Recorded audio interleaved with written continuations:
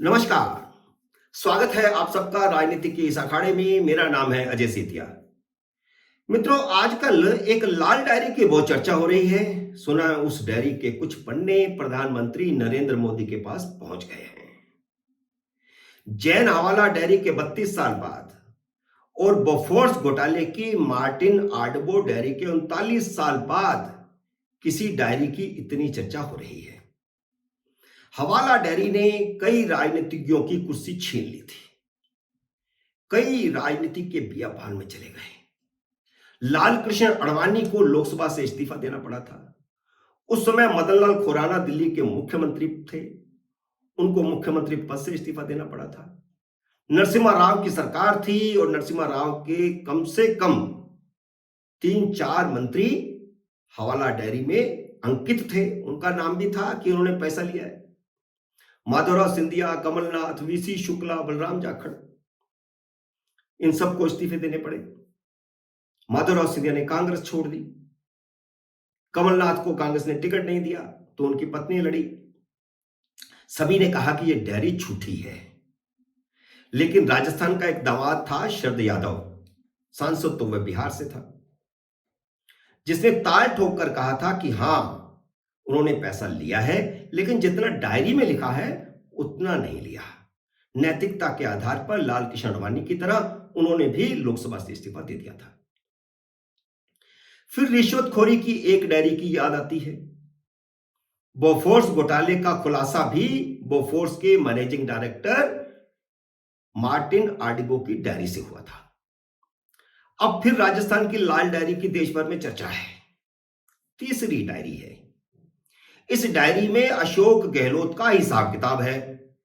कहां से कितना 2 नंबर का पैसा आया, किसको कितना पैसा दिया गया, सोनिया गांधी को कितना पैसा दिया गया, अहमद पटेल को कितना पैसा दिया गया, राहुल गांधी को कितना पैसा दिया गया और कब दिया गया, किसके माध्यम से दिया गया।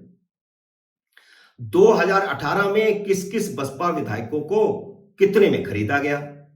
बसपा के 6 विधायक थे, 6 के 6 विधायक खरीद लिए गए थे और कांग्रेस पूर्ण बहुमत में हो गई थी।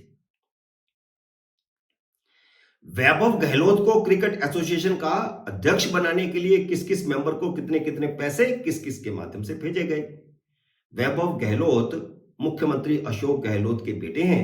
जोधपुर से कांग्रेस के टिकट पर लोकसभा का चुनाव हारे थे, लेकिन क्रिकेट एसोसिएशन में उनकी बड़ी दिलचस्पी थी।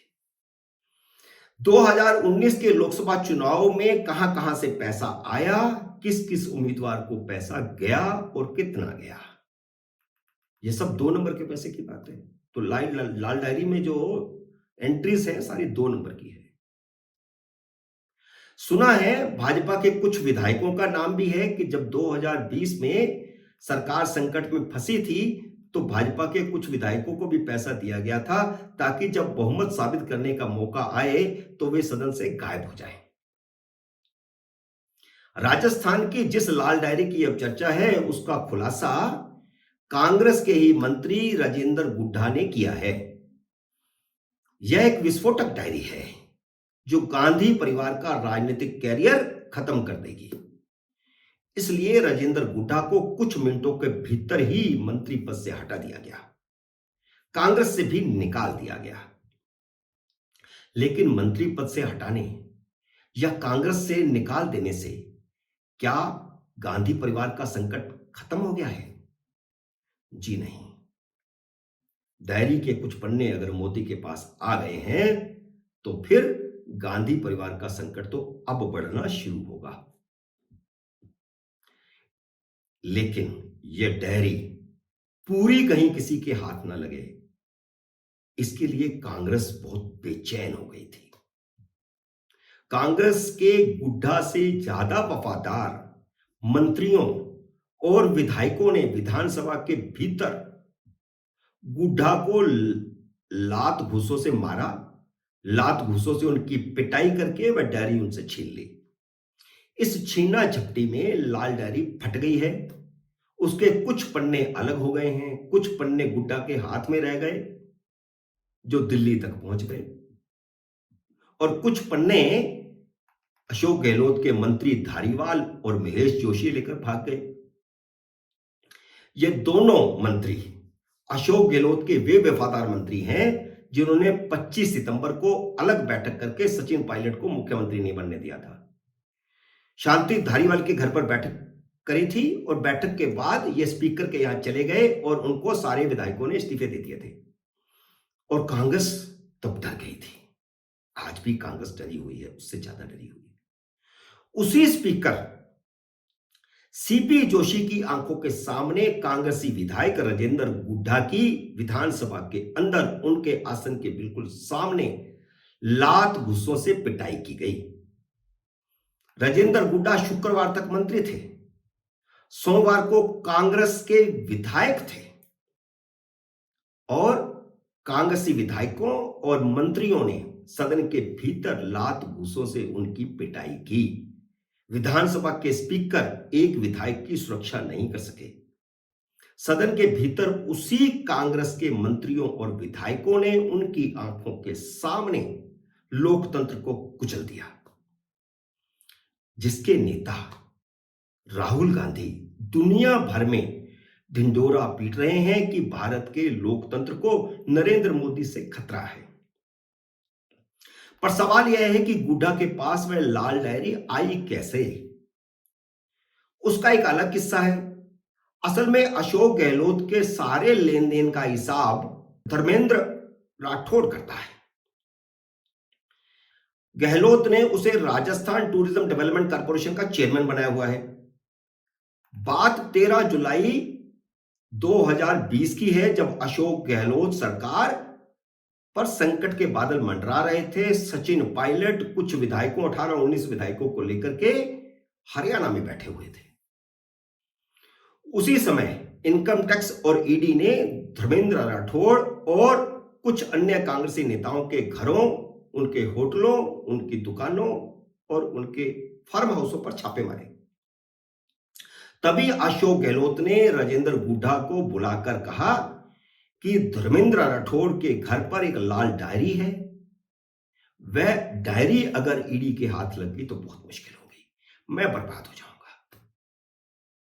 राजेंद्र गुड्डा ने दो अन्य मंत्रियों रामलाल जाट और धीरज गुर्जर को अपने साथ लिया, कुछ कांग्रेसी कार्यकर्ताओं को भी साथ लिया और सीआरपीएफ के जवानों से हाथापाई करते हुए धर्मेंद्र राठौड़ के फ्लैट में घुस गए, लिफ्ट में घुस के 9वीं मंजिल पर पहुंच गए।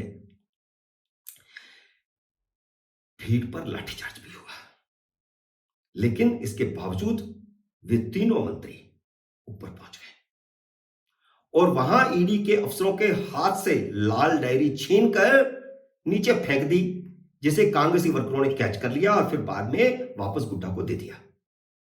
सब कुछ एक फिल्मी ड्रामे की तरह हुआ, लेकिन एक सवाल अभी अधूरा है कि इनकम टैक्स और ईडी अधिकारियों ने एफआईआर दर्ज क्यों नहीं की, एफआईआर क्यों नहीं लिखवाई। लेकिन राजेंद्र गुड्डा की इस गुंडागर्दी वाली कार्रवाई से अशोक गहलोत बच गए। अशोक गहलोत नहीं, उस डायरी में लिखे सभी नाम वाले बच गए, जिनमें राजेंद्र गुड्डा खुद भी थे, क्योंकि वह बसपा की टिकट पर जीते थे और सभी 6 विधायकों को कांग्रेस में लेकर के वही आए थे। लेन देन सारा उनके माध्यम से हुआ था, उन्होंने खुद भी कुछ माल लिया था। इसीलिए गुड्डा वहां पर इतनी हिम्मत करके गए, सीआरपीएफ के जवानों के साथ भिड़े। ऐसे ही तो नहीं अशोक गहलोत के लिए भिड़े, वो अपने लिए भी भिड़े, क्योंकि उसमें उनका भी नाम था।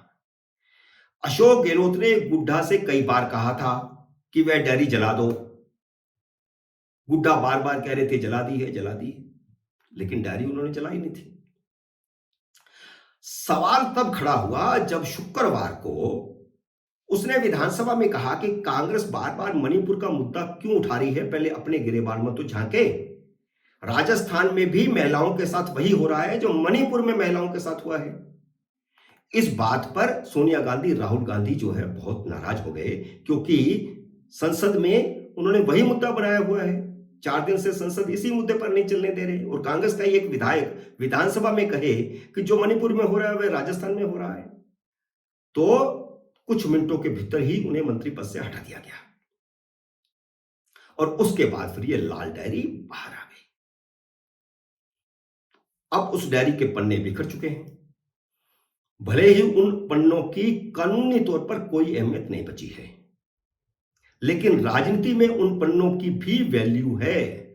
लाल डायरी के पन्ने मोदी के हाथ लग चुके हैं। उन्हीं पन्नों को लेकर अब नरेंद्र मोदी 27 जुलाई को सीकर पहुंच रहे हैं और फिर देखिए किस किस का नाम खुलता है। मित्रों, उम्मीद है मेरा ये वीडियो आपको पसंद आया होगा। इसे लाइक और शेयर कीजिए। अगर आपने मेरे YouTube चैनल को अब तक सब्सक्राइब नहीं किया तो कृपया सब्सक्राइब कीजिए और घंटी का बटन भी दबाइए ताकि जैसे ही मेरा नया वीडियो आए आपको सूचना आए। मेरे नए वीडियो का करिए इंतजार। तब तक नमस्कार।